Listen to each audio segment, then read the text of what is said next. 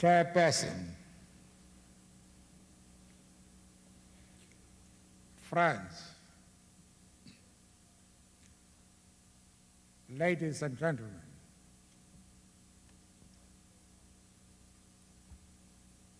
on Wednesday morning, I received some inquiries and was told that there was a rumor circulating that the previous night I had had chest pains and was admitted in some hospital. Well, I thought this was very kind because when I was in prison, I read reports on 2 occasions that I had died.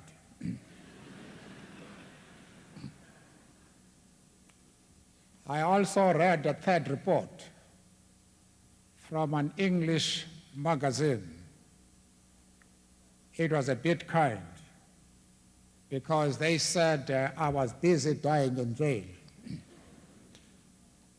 I'm very happy, therefore, that in spite of all these rumors, I am able to appear here and to address you.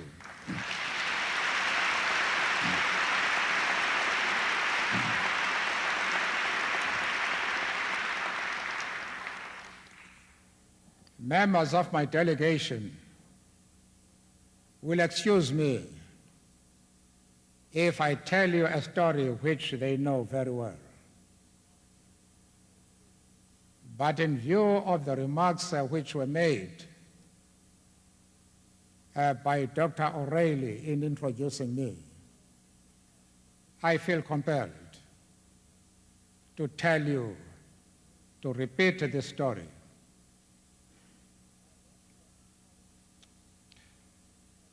I went on holiday early this year.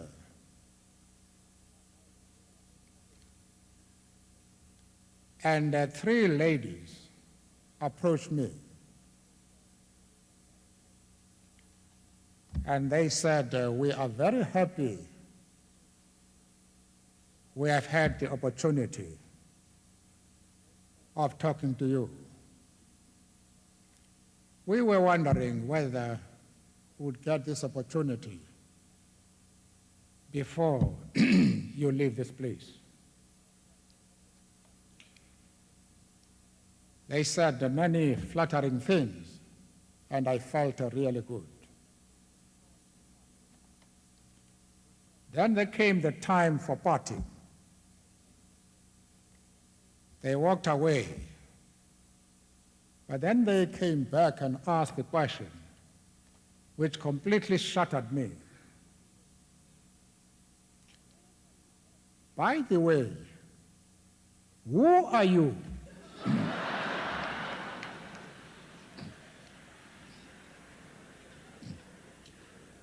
I hope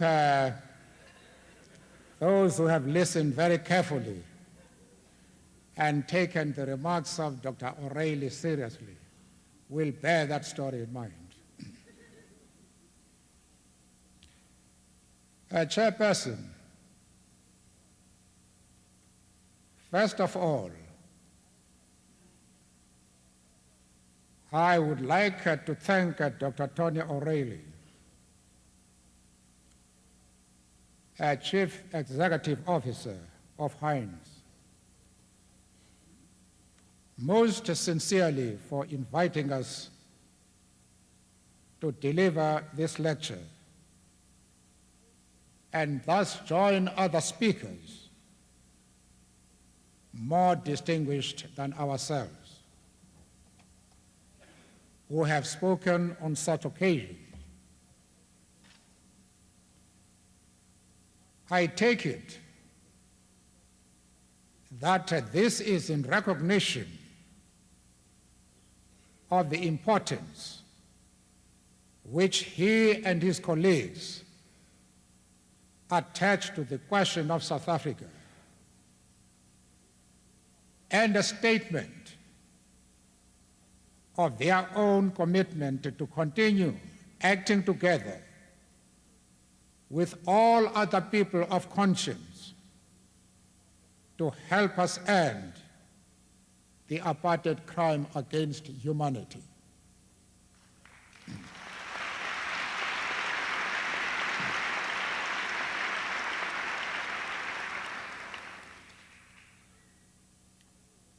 For this, we would like to express our profound appreciation. Dear friends, as though to reaffirm the correctness of the saying that nothing is permanent except change itself, our world is transforming itself in front of our very eyes. Old truths are being swept aside by a breathtaking tide of events which is sometimes difficult to comprehend. Established states and social systems are demonstrating a fragility and an ephemeral quality which the most incisive intellectual inquiry could never convey with the fullness of the drama which life itself provides. Clearly, a new world is being born. But what world shall it be? We can only address this question from our perspective as South Africans. We cannot but be struck and inspired by the coincidence that we speak today in the state of Pennsylvania, which played a major role in the emancipation of Africans who had been enslaved. Our country, too, has been the victim of a social order that is a relic of the past. A social order which condemned the Africans to a modern form of slavery. How much a relic is demonstrated by the fact that we can find a resonance and a relevance to our situation in the words of Abraham Lincoln's Gettysburg Address of 1863, which is reproduced on the wall behind us. We too must say that our nation, I quote, shall have a new birth of freedom, and that government of the people, by the people, for the people, shall not perish from the earth, unquote. We must say this because indeed our nation is having a new birth, having engaged in its own great civil war, which also dedicated to the proposition that all men are created equal. Unhappily, that is not yet concluded. That civil war broke out during the course of the struggle to end the system of apartheid and to transform South Africa into a united, democratic, non-racial, and non-sexist country. Whatever form this struggle might have assumed today, it continues still to pursue this great and noble objective.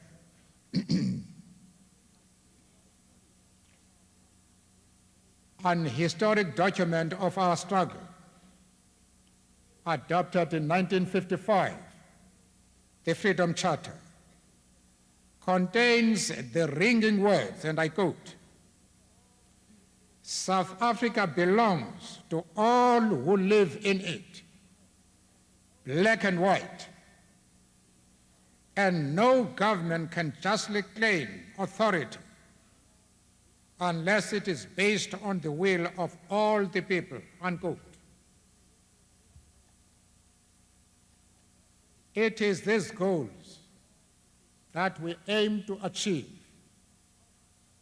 of turning South Africa into a common patrimony of all our people, who must have the equal right and opportunity to participate in its government and to shape its destiny.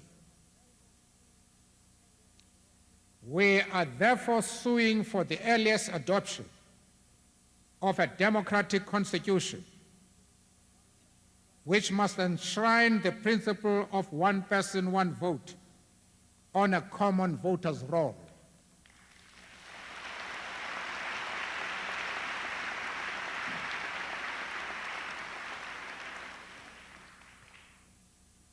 We want to ensure the emergence of a constitutional system in which there is no distinction among our people on grounds of color, race, gender, or creed.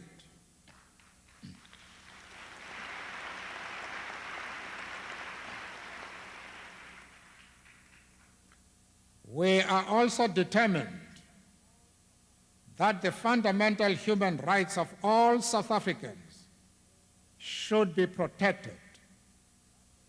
We therefore propose that there should be an entrenched and justiciable Bill of Rights, protected by an independent and non-racial judiciary.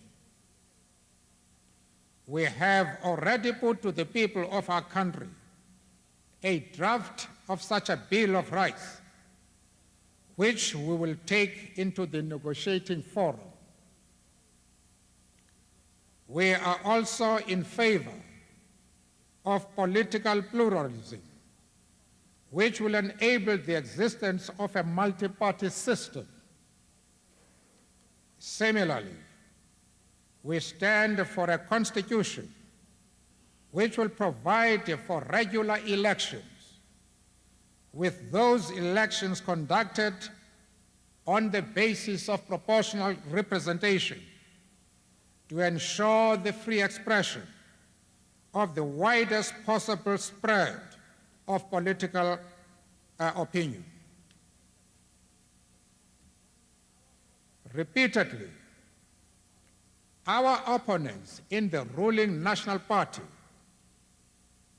raised the issue of the need to protect minority rights and propose various formulae which they say are designed to achieve this object. The ANC recognizes the fact that South Africa is a multi-ethnic and a multicultural country, as this country is. We are proud of this reality and have no desire to see the people reduced by some form of social engineering into one undifferentiated mass. But at the same time, we shall continue to insist that a person's color, language, or culture should not be used to determine his or her place in the political structures of the country.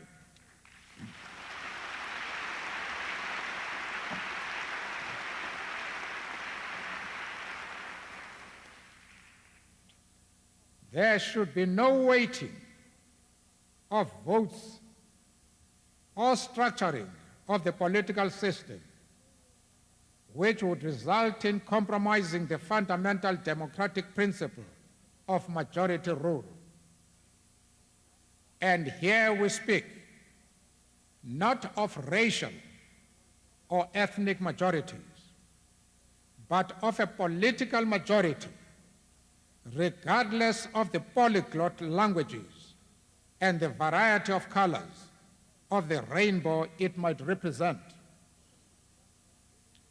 We are aware of the fact that we're dealing with a situation in which there coexist white fears and black aspirations. The process of change demands that both these must be addressed. We believe that the political structures we have already described address both of these issues. The Bill of Rights that we have spoken of would, for instance, protect the rights of the individual to such matters as language, culture, and freedom of worship. Our own draft Bill of Rights goes further to provide for the right to property. Borrowing from the German Constitution, we, however, also make provision that the state may, in the context of a defined national interest, acquire property through due process of law and with just compensation.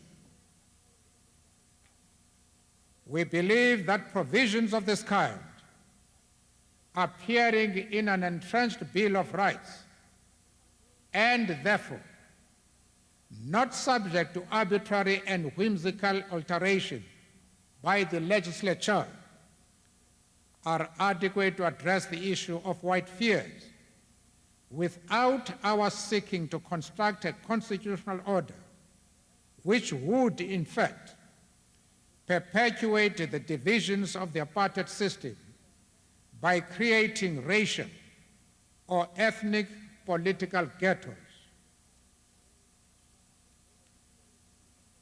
These are some of the basic political propositions that the ANC has placed before our country and the international community, which are advanced with the sole purpose of contributing to the process of transforming South Africa into a non-racial democracy.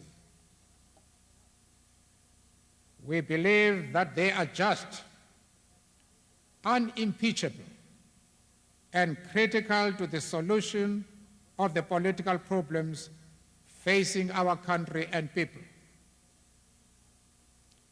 Dear friends, the ANC will be celebrating its 80th birthday on the 8th of January next year.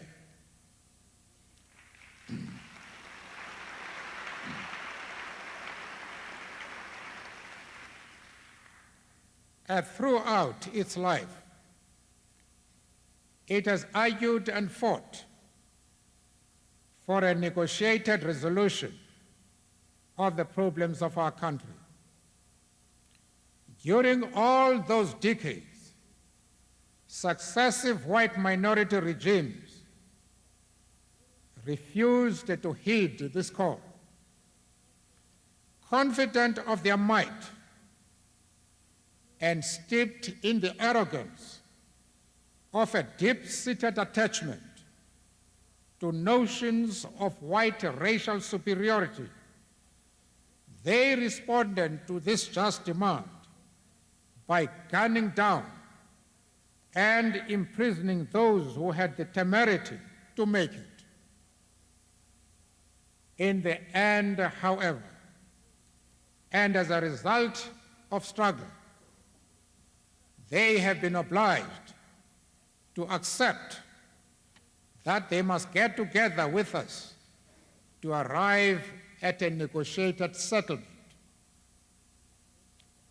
Later this month, on the 20th and 21st, the Convention for a Democratic South Africa will meet in Johannesburg to begin the process that will lead to the adoption of a democratic constitution. The forum, which will negotiate the new constitution, how the country will be governed during the transitional period, and the time frames for this transitional period. We have put forward the concept and demanded that there should be formed an interim government of national unity, which should govern the country during its transition from an apartheid to a democratic society. This would be a government that would end the monopoly of power exercised by the white minority, and therefore enjoy the support and confidence of the majority of the people.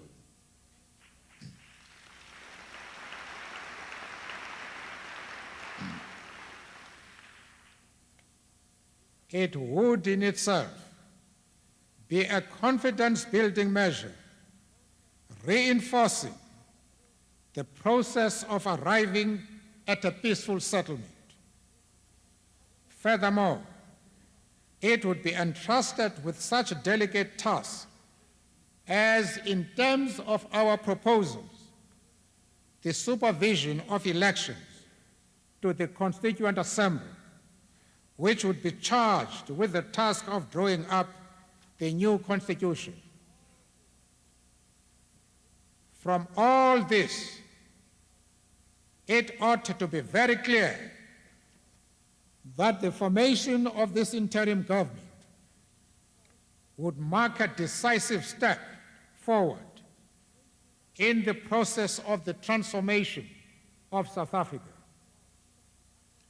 It is our own resolve that this government, which will be discussed at the convention a fortnight from now, should be installed as soon as possible to clear the way for speedy movement forward to the adoption of a new constitution and the election of a new government.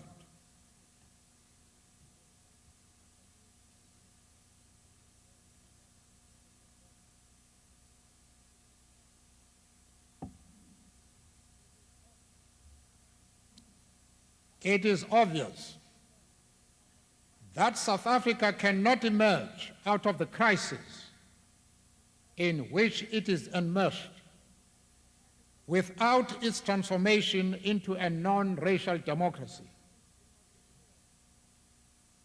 It is equally clear that this new democracy can never achieve stability nor be assured of permanence if nothing is done to effect an economic transformation of the country.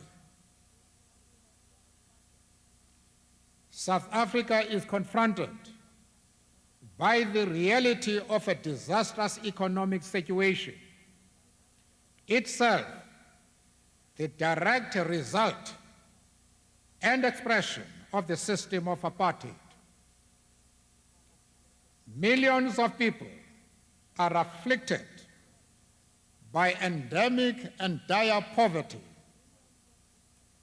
Levels of unemployment are estimated at 40% and more. The majority of the urban African population live in shacks and squatter camps.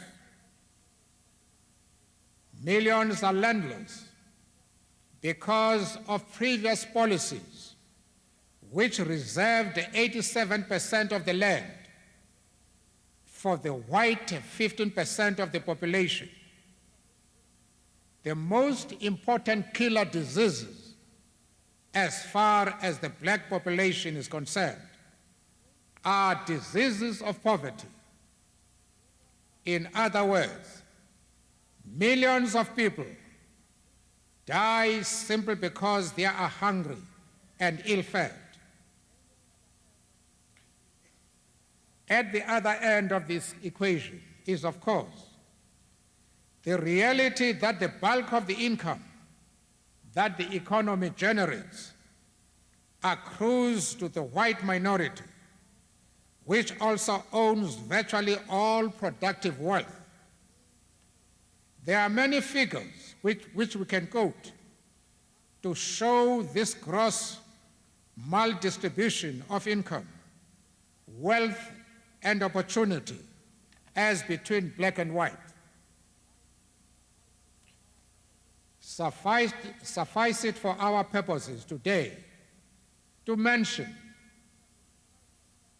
that at least 75% of the shares quoted on the Johannesburg Stock Exchange are owned by 4 conglomerates which are completely white-owned and white-managed.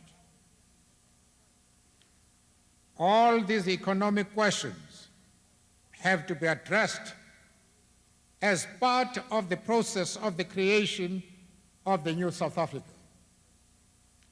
We do not pretend that they can be dealt with easily or that quick solutions can be found. Nevertheless, the great task of the economic reconstruction of South Africa must begin. Today, the South African economy is in decline. Measures must be taken to ensure that it grows. These must include a sharp rise in the rate of investment, the growth of the domestic market, the growth of exports of manufactured goods, the expansion of the domestic market, the raising of skills levels to increase labor productivity, the inflow of foreign capital, and the achievement of technology transfers, especially to build a modern and competitive manufacturing sector, redistribution of wealth to ensure the upliftment of the millions of deprived black people, and the creation of opportunities, including through affirmative action to ensure black empowerment.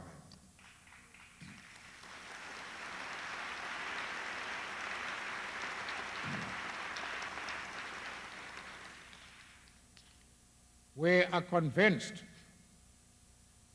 that the private sector must and will play the central and decisive role in the struggle to achieve many of these objectives.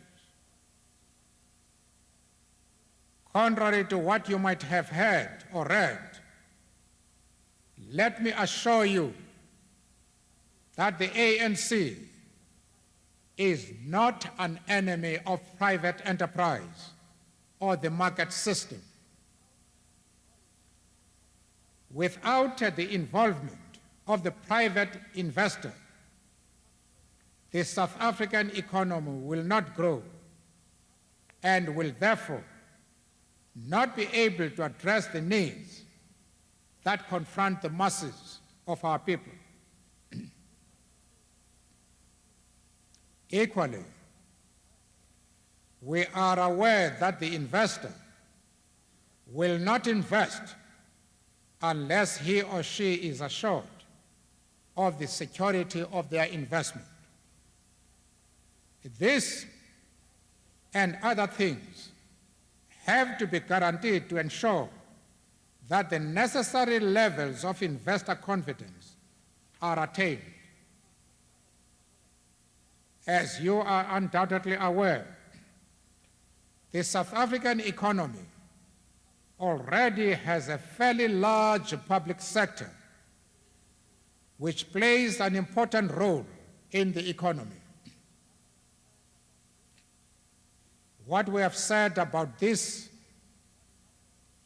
is that the question of what happens to this sector should be left until the democratic transformation has been achieved.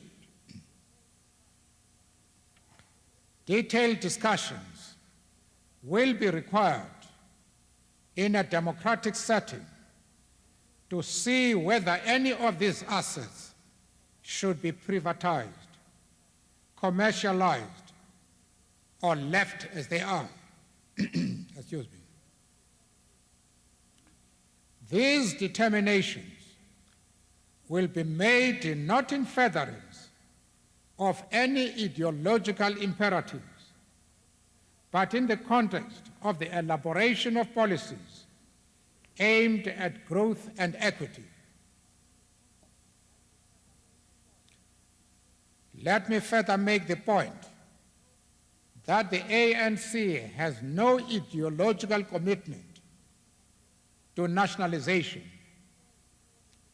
This provision appears in policy documents of the ANC, adopted more than 35 years ago, at a time when the word privatization was not on anybody's vocabulary.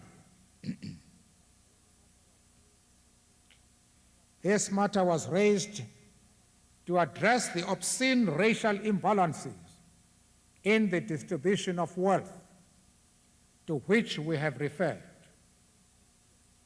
This issue is now under discussion within our ranks and is being approached in a pragmatic manner which takes into account both the experiences of other peoples since the 1950s and the present-day realities of South Africa.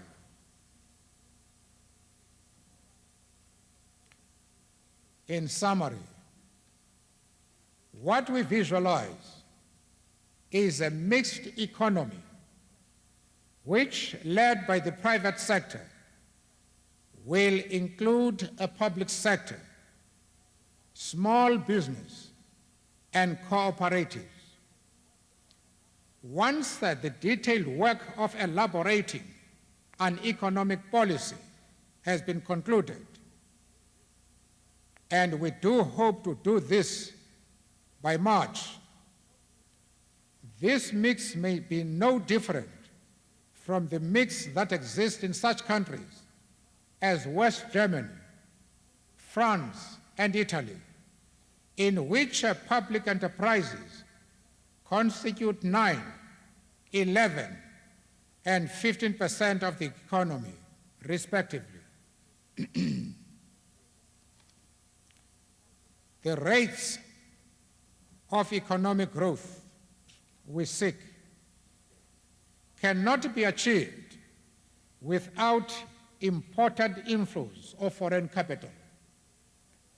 We are determined to create the necessary climate which the foreign investor will find attractive. We are also determined that economic sanctions should go as soon as possible.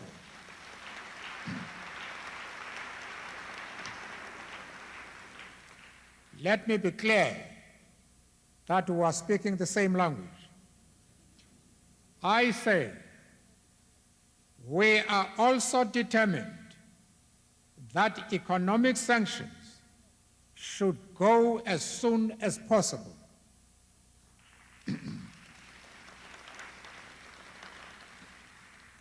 For this reason, we have said that these should be removed as soon as an interim government is in place.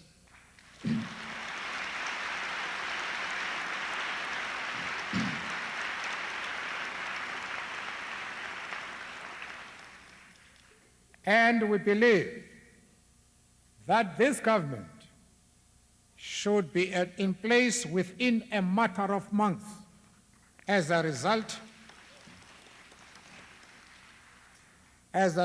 of decisions that will be taken at the forthcoming convention, which begins its work shortly. Therefore, I am here to say yes to American trade and investment as soon as that interim government is in place, even before there are free elections.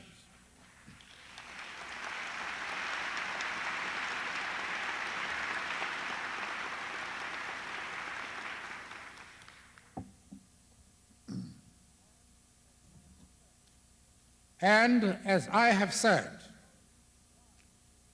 there is no reason why an interim government should not be formed during 1992 to take charge of the country until a democratically elected government is formed.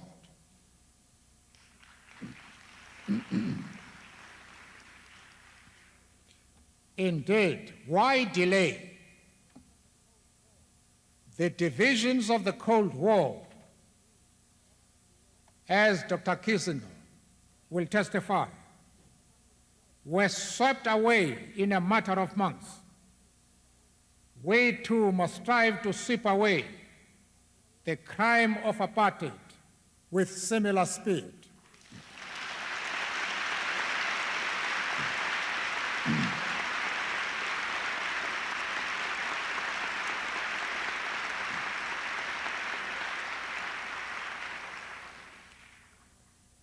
And you in this country, as you helped us by imposing sanctions, can help us to achieve this and to rebuild our society. We will need both public and private sector investment to create a new South Africa that will not just be politically free, but economically prosperous as well. Addressing myself specifically to the business leaders in this audience and throughout the United States, I invite you to explore investment opportunities in South Africa now, so that you are ready to invest as the opportunity arises in the near future. Ours is a land blessed with a vibrant people, natural resources, and a beautiful climate. South Africa, so long neglected and mismanaged, can prosper with democracy and a dynamic blend of public and private enterprise.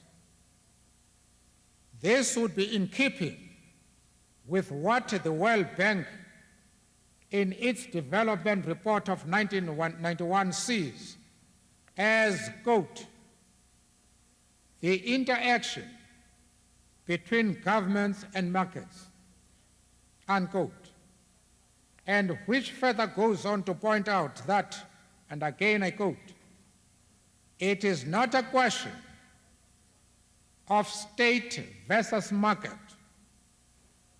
Each has a large and irreplaceable role, unquote. South Africa also belongs to a region which will evolve a common market of more than 100 million people. This is a region which is also endowed with enormous natural resources and extraordinary opportunities.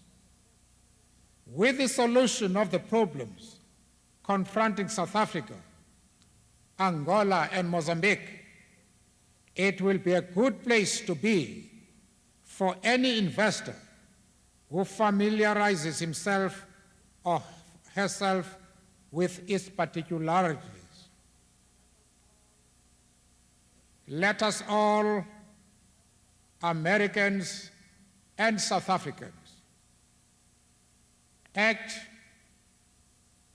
together to build a partnership for democracy, for peace, and for prosperity.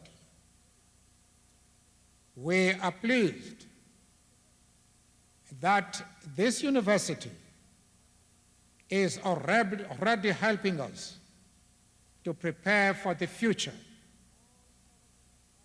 If we all follow this example as we can, we will have made an important contribution to the creation of the new world of which Lincoln spoke when he talked of a new birth of freedom.